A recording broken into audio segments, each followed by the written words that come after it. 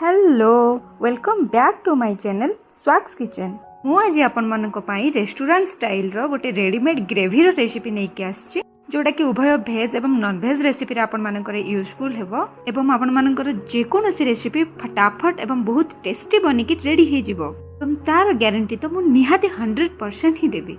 तो चलंतु स्टार्ट करबा आज रो रेसिपी। मु एठी 4टा प्याज 2 मुंडा रसुण कोड़ छड़े नहीं जाइए एवं रसुण अधा क्वांटिटी अदा नहीं मु 2 चामच धनिया 1 चामच जीरा 2टा छोट पीस दालचीन गोटे अनासी फूल गोटे छोट पीस जायत्री जायत्री बेसी नेबेनी नहले पिता हे जिवो गोटे बड़ अलैच 3टा गुजराती 2टा लवंग एवं 4-5टा गोलमरीच। तेना आम 2टा टमाटो को ये काटिकी नहीं जावा ये क्वांटिटी मसला सब यूज करी मोर 3टा ରୁ 4टा आइटम ही बनी पार।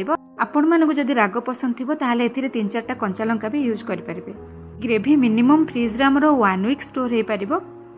वर्तमान आमे सब जिंस को गोटे ग्राइंडिंग जार रे नै कि आमे ग्राइंडिंग कर दबा।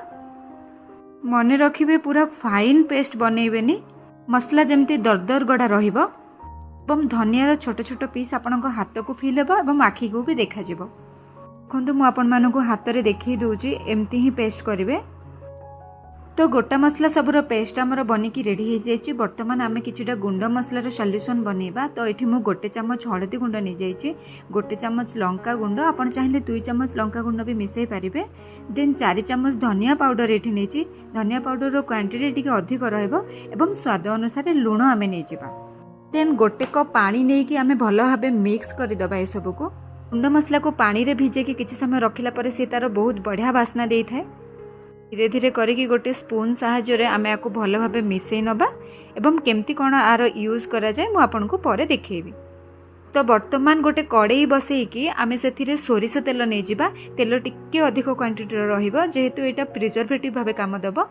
आम 2-3टा तेजपत्र से पकई नबा एवं बाटी रखिथिबा मसला को आस्ते आस्ते करिकी पकेबा। मन रखिबे सीम जाल रे ही मसला को पकेबे नहले आपन को ऊपर छिटकी जिबार संभावना अछि। मसला वर्तमान कड़ाई रे पड़ी जाइछि एवं आमे गोटे पितिपातिया सहायता रे ताको तेल सहित भल भाबे मिसई नबा आस्ते आस्ते करिकी। वर्तमान आमे ताको मीडियम फ्लेम रे रखिकी गोटे घोड़णी घोड़ेई दबा एवं 10 मिनट कुक हेबा पई छाड़ दबा। देखंतु पानी एठी सब सुखी आसिलानी। मु आपण मानक टिके घांटी की देखई दूची। देन आमे आउ 2-3 मिनट टिके घांटी नबा एमती आस्ते आस्ते करिकी। वर्तमान आमे बनई रखिथिबा गुंड मसलार पानी को एठी धीरे धीरे पकई नबा। तो वर्तमान आमर 2टा सारा मसला एठी मिसी सारिछि एवं आमे पुणी थरे गोटे पितिपातिया सहाय्य रे लो फ्लेम रे हल्का हल्का करिकी आउ 5-7 मिनट कुक करबा।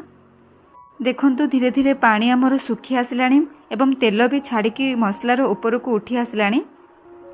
तो मसला वर्तमान आमर 90% कुक हो सारे आपण मैंने देखिपे। ओके तो फाइनाली आमर ग्रेवी पूरा कंप्लीट हो गला।